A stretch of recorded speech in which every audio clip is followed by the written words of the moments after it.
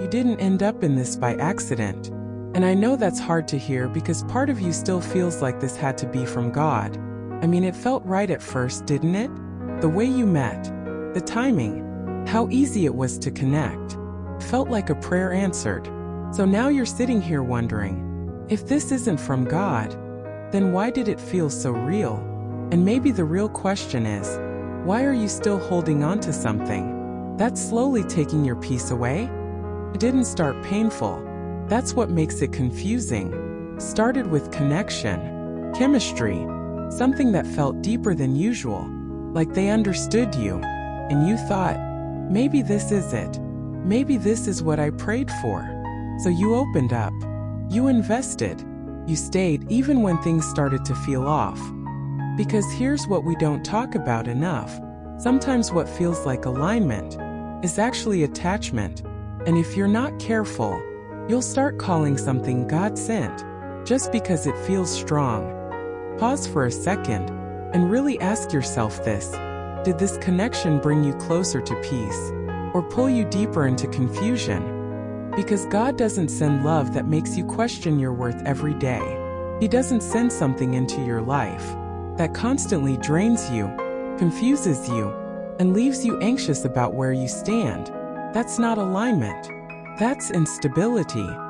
But when you're emotionally invested, it's hard to see it clearly, because now it's not just about them. It's about what you believe this was. You believe this was your person. You believe this was answered prayer. So instead of questioning the connection, you start questioning yourself. Maybe I'm overthinking. Maybe I'm asking for too much. Maybe I just need to be more patient. But let me ask you something. How long are you supposed to stay somewhere that doesn't feel like peace, just because it once felt like potential? Because not everything that enters your life was sent to stay. Some things are allowed, so they can reveal your patterns, your wounds, the parts of you that are still settling for less than you deserve.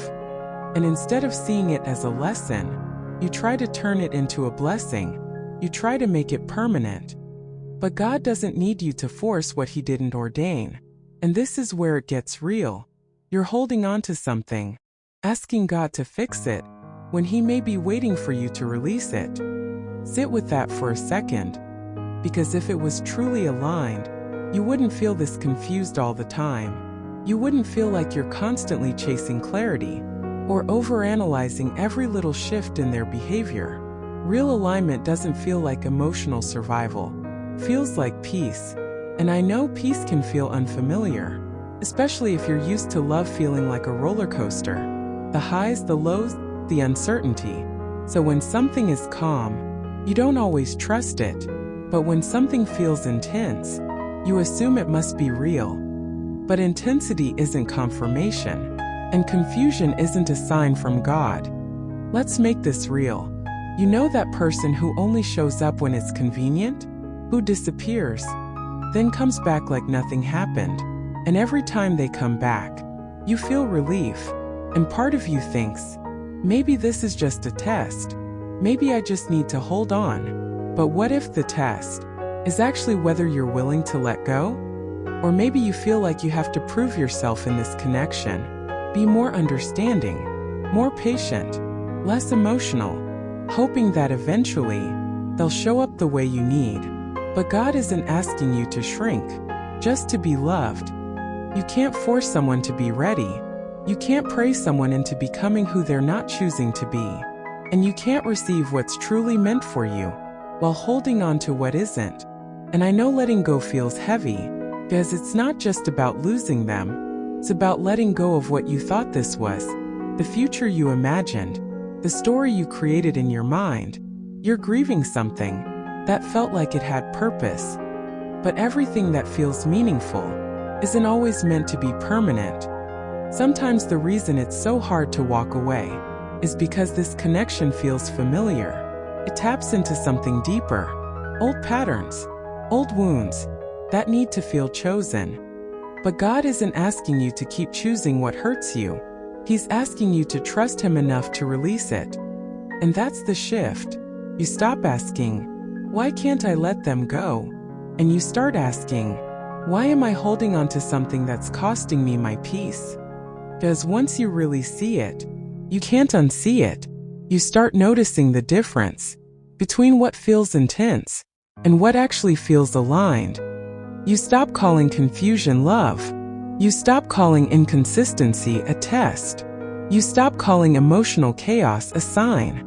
And slowly, you start choosing peace, even if it feels unfamiliar at first, even if it feels quieter than what you're used to. Because once you see it clearly, you can't keep calling it love. And once you stop calling it love, you finally give yourself permission to let it go. And what's truly meant for you won't require you to lose yourself, just to hold on to it. And if this is hitting you a little too close to home, like you're starting to see your own patterns in this, I don't want you to just watch this video and then go back into the same cycle, because awareness is powerful, but clarity is what actually changes your choices. That's exactly why I created my ebook bundle. It's not just advice. It's meant to help you slow down before you get attached again, to recognize the red flags you usually miss, to ask the right questions before you commit, and to really understand if you're emotionally ready for the kind of love you say you want. Because the truth is, most people don't fall into the wrong relationship because they didn't care. They fall into it because they didn't see clearly before they got attached.